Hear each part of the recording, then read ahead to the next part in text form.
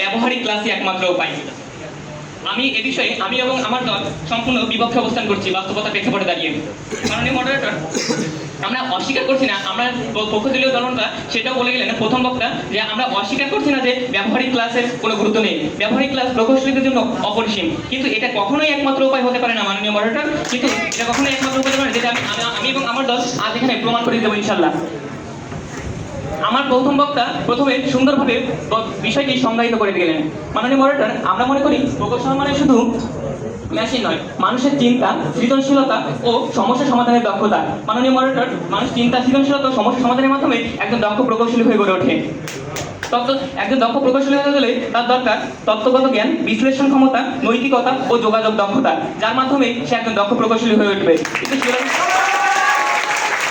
একজন প্রকৌশলীকে বলে ব্যবহারিক ক্লাসেই দক্ষ হয়, সে তত্ত্বগত জ্ঞান কিছুই জানো না মাননীয় মডারেটর, তাহলে সে জানবে সে কি তৈরি করছে, কিন্তু সে কোনোদিনই জানবে না সে কেন তৈরি করছে জিনিসটা।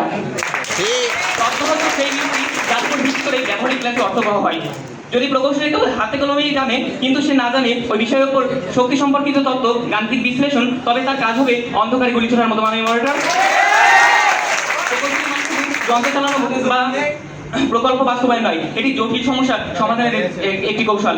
যেমন আমরা চিন্তা করতে পারি মাননীয় মডারেটর ইলন মাস্কের স্পেস এক্সের কথা, যেখানে তার বিজ্ঞানীরা কোনোভাবে শুধু ব্যবহারিক ক্লাসের মাধ্যমে রকেট তৈরি করতে সক্ষম হয়নি, তাদের দরকার হয়েছে সৃজনশীলতা, পদার্থবিজ্ঞান ও তাত্ত্বিক যার মাধ্যমে তারা তৈরি করেছে পুরো ব্যবহারযোগ্য রকেট।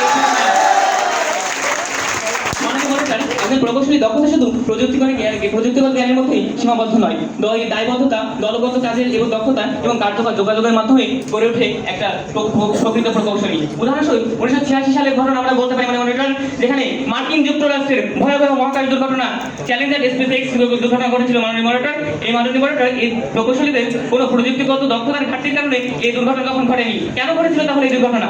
এই দুর্ঘটনার একমাত্র কারণ ছিল ইঞ্জিনিয়ারিং, এই দুর্ঘটনার একমাত্র কারণ ছিল নৈতিক সিদ্ধান্ত গ্রহণ ও যোগাযোগের ত্রুটি, তথ্যসূত্র জিনিসটি।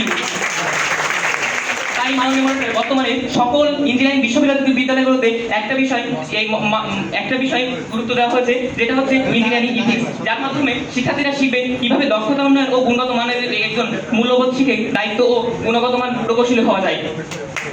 তাই আমি আমার প্রশ্ন রেখে দিতে চাই যে তারা কিভাবে শুধু ব্যবহারিক ক্লাসের মাধ্যমে এই গুণ অর্জন করবে। আশা করি উত্তর দিয়ে দেবো।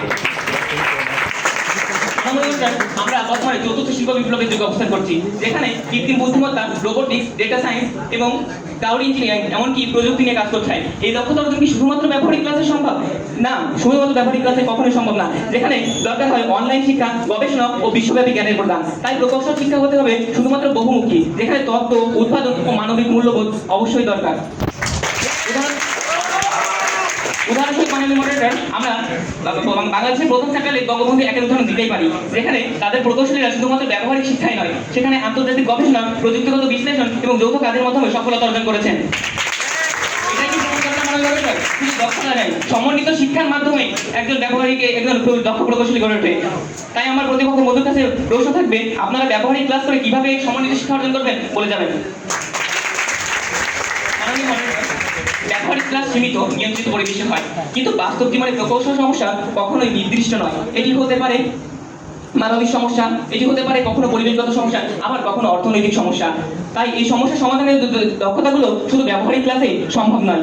তা আমাদের যে আমরা যদি আমাদের সিলেবাসের দিকে লক্ষ্য করি, তাহলে দেখতে পারবো environmental studies, business communication, accounting, social science ইত্যাদি মার্কেটিং এর মতো বিভিন্ন বিষয়ে আমাদের জ্ঞান দান করা হচ্ছে। তাহলে কেন এই জ্ঞান দান করা হচ্ছে? আমার প্রতিপক্ষ বন্ধুরা বলতে চাচ্ছেন আমাদের শিক্ষা ব্যবস্থা ভুল, আপনারা কি শিক্ষা ব্যবস্থাকে অস্বীকার করবেন?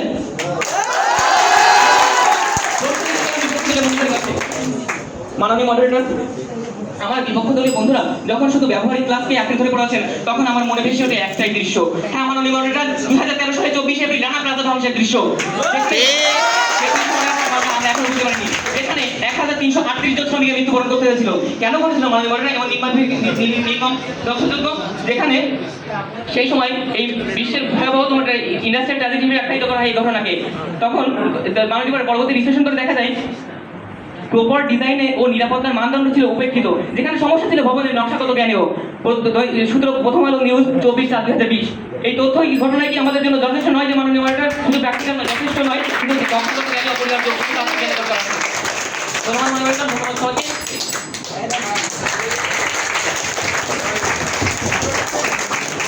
ধন্যবাদ মেহেদি।